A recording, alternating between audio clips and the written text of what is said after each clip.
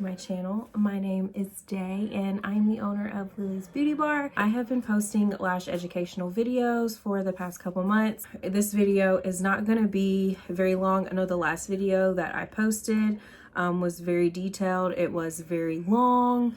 That video was about being licensed versus being just certified. I just recently found out that in order to actually do lash extensions, you actually have to go through the health department. Did not know that, but you know, you live and you learn. So today's video is going to be about handmade fans versus Promade fans. A lot of lash artists from all over who use Promades, and I know there's a lot of lash artists who use handmade or who do make handmade volumes. Now the difference, just to my knowledge, the difference between Promade and pre-made. Promade is made in a factory. They are volume fans that are made from like a machine and they are already fanned out for you. Pre-made fan is, just to my knowledge, is a volume fan that you make, but you make them ahead of time. Up until probably, I want to say,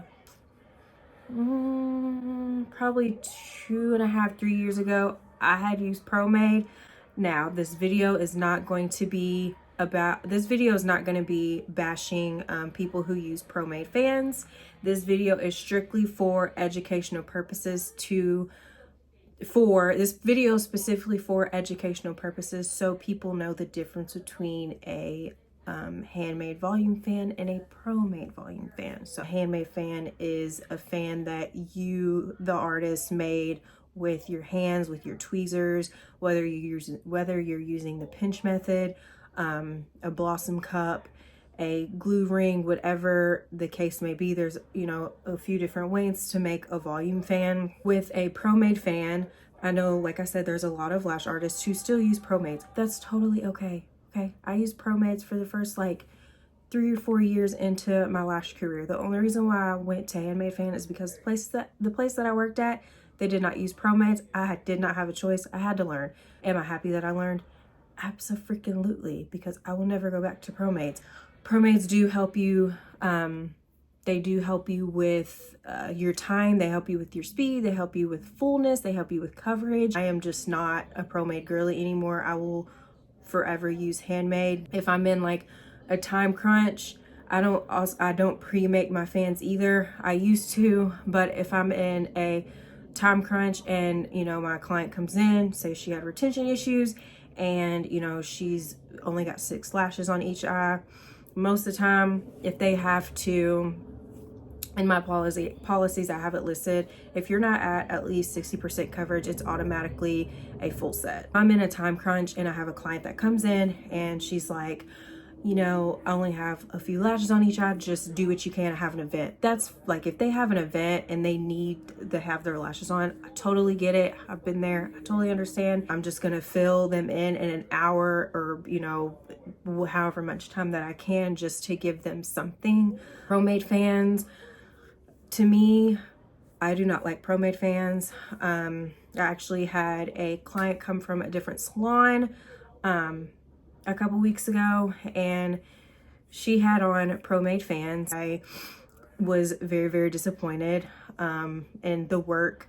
Now we're going to go into handmade volume. So like I said, I started using or learning how to make a volume fan, I want to say like 2.5 years ago. When I initially started getting out of using Promades, I went to self fanning first just so I could get the technique down, and then I want to say I stayed with self fanning for about 1.5 years. I just totally got rid of self fanning and I learned how to actually make a volume fan without using self fanning lashes.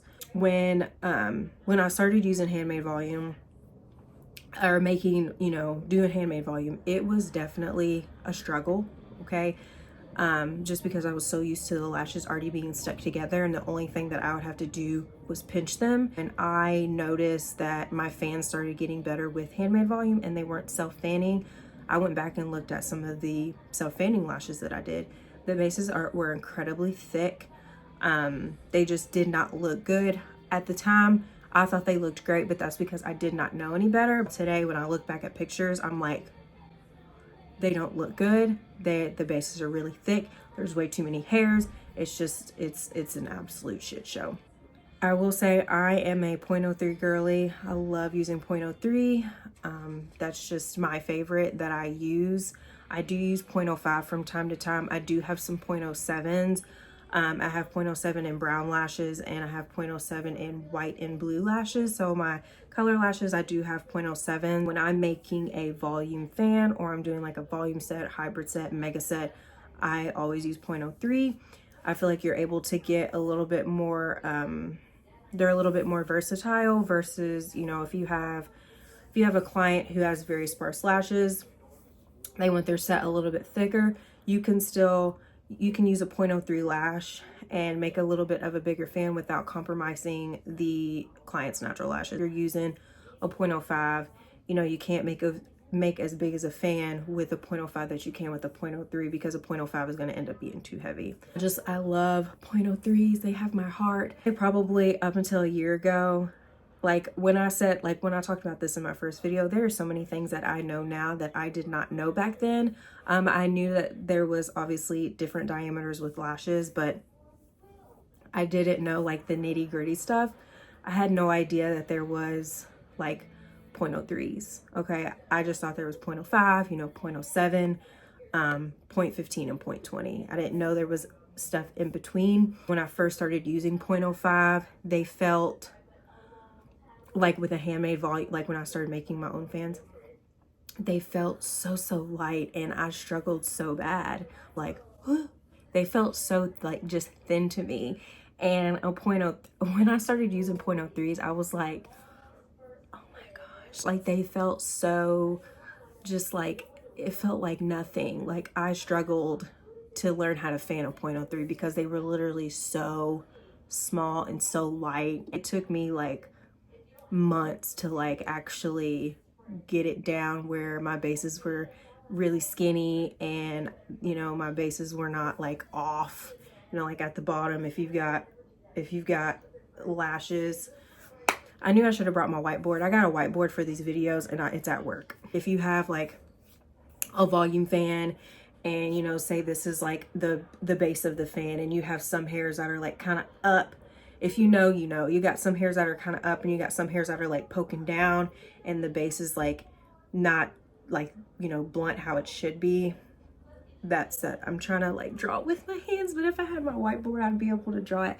But that's what I'm talking about. Like it took me forever to be able to get my bases to like actually look good. And I'll post a picture of what my what they look like now. Then I use like the glue ring blossom cups when I fan, and I'm able to just like fan so quick. I don't use the pinch method, only sometimes if I notice that like the base just kind of breaks up just a little bit, like it splits, then I'll go through and pinch it. Video is not going to be super long and super detailed. It's just talking about the difference between a Promade volume fan and a Handmade volume fan. I really hope that you guys enjoyed this video, and if you guys have any questions or comments, or you know, any ideas about future video, I do have another one already planned. It's sitting down and recording and taking the time to actually edit is incredibly time consuming, also while trying to balance being a mom and owning a business. I really hope that you guys enjoyed this video, and thank you for watching. Oh, also don't forget to subscribe. I love you guys.